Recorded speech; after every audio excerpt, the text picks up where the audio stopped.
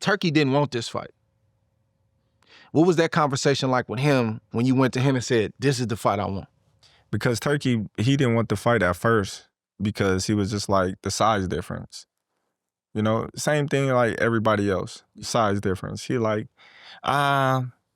you can fight somebody else in a smaller weight class and it'll be, you know what I mean, safer for you. Yeah. I don't think you should move up 2 weight classes and fight. It's crazy on paper. You know, and I'm like, nah, that's what I want. I don't want nobody else. That's what I want. I said, who else is there to fight? You know? Who?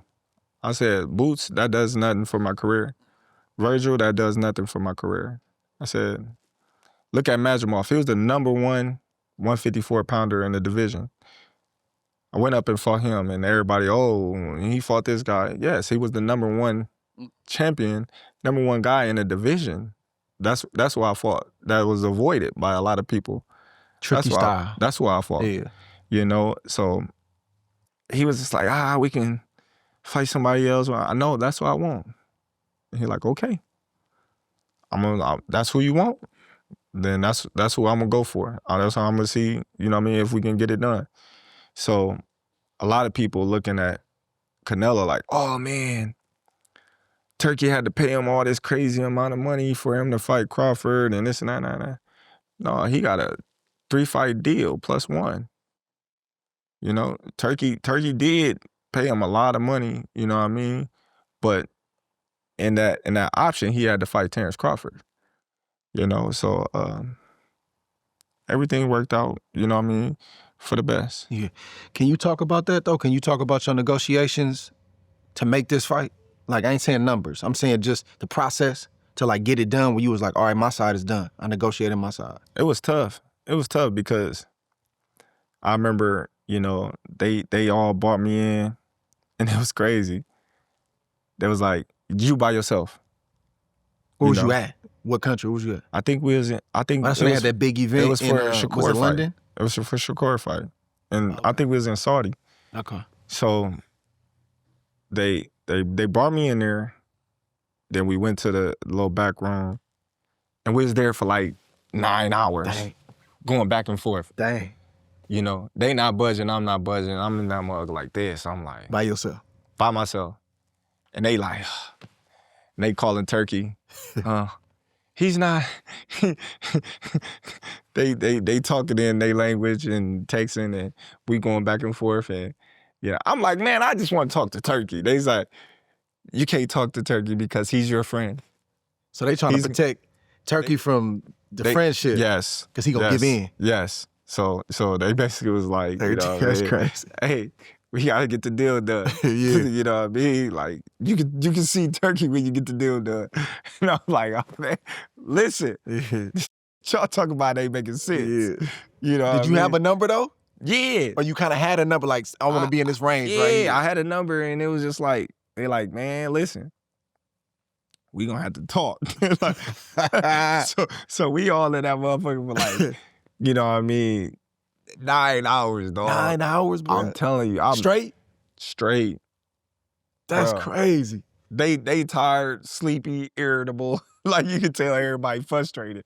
Man, it was one time, it was like at a moment where we just sitting in that mug like this. Right. Just trying to figure it out. Like, everybody just quiet. And I'm like, I ain't budging. Man, I feel like y'all trying to jump me because y'all keep bringing people in to try to negotiate and I'm like, that's not gonna work. Yeah. You know what I mean? So we finally came to terms and... Did you get to terms that day or you got close that day? Everything happened that day. There ain't nothing, no, it's you. Not your lawyer, not this guy.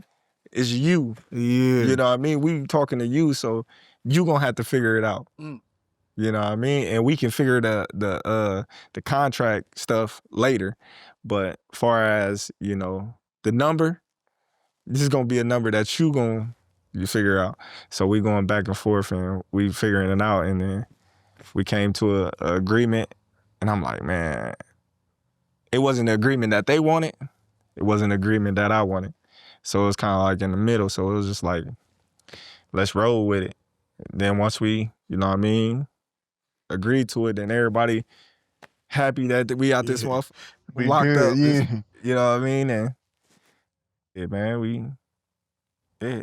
They say that's a sign of a good negotiation though. Yeah. When both sides leave not fully satisfied. Like I really wanted this, but I take that. And they really wanted to do this, but we can agree to that.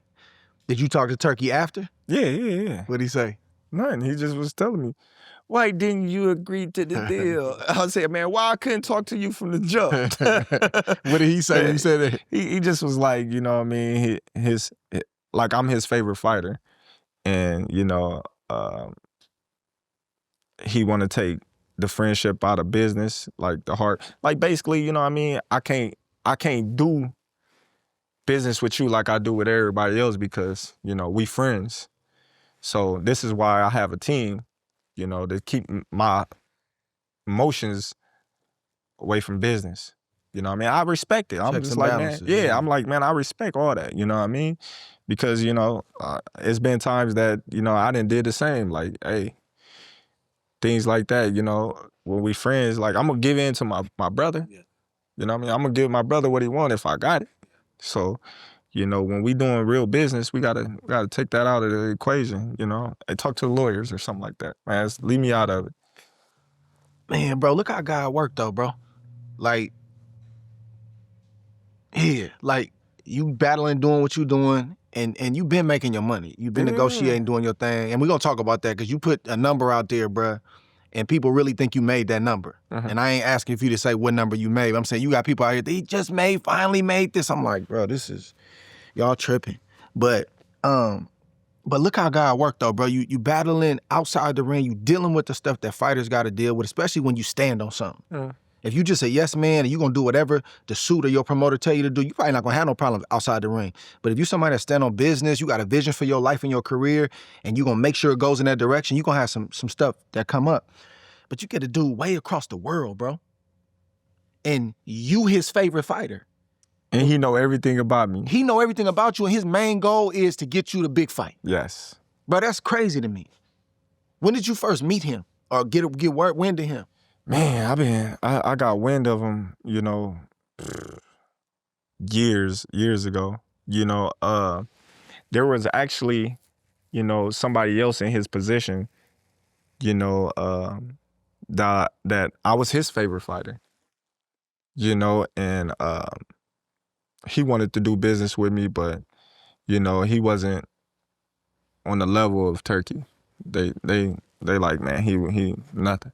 So when Turki came into position, you know, and I met Turki, you know what I mean, it was just different. Like he wanted the best for me because he seen how, you know, I was getting blackballed. He seen how the system was, you know, doing me. He seen how, you know, the promoters was having this agenda to assassinate my character. And, you know, it wasn't just Top Rank, you know, it was, you know, other promoters like, oh, he don't sell. But when you look at every arena that I done fought in, I didn't packed it. Vegas, you know? MSG. It didn't matter where it was. Yeah. You know what I mean? Packed it, you know? And so he just like, you know, I dislike the promoters. Instead of them promoting you, they trying to tear you down, you know? But I just wouldn't let them. I just, you know, keep doing what I'm doing. And, you know, I always said, as long as I keep winning, that's all that matters. So when a lot of people say, oh, well, he was fighting Canelo for the money. You know, I got money. I been had money. You know, I could have been retired. You know, I was fighting for legacy. Legacy was what I was fighting for because I knew beating Canelo was gonna do something that never been done before.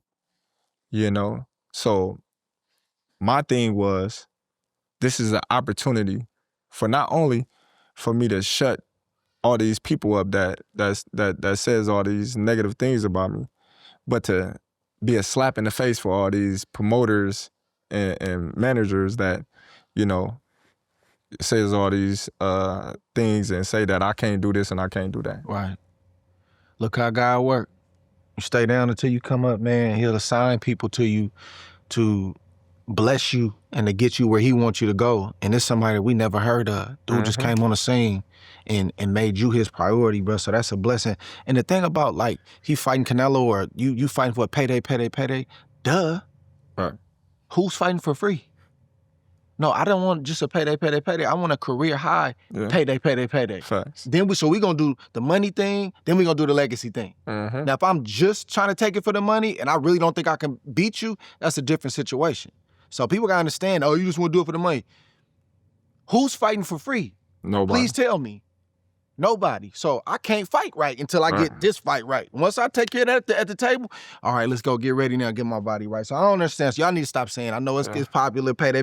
Yes, that's what you want when you fighting big name guys. I want that payday.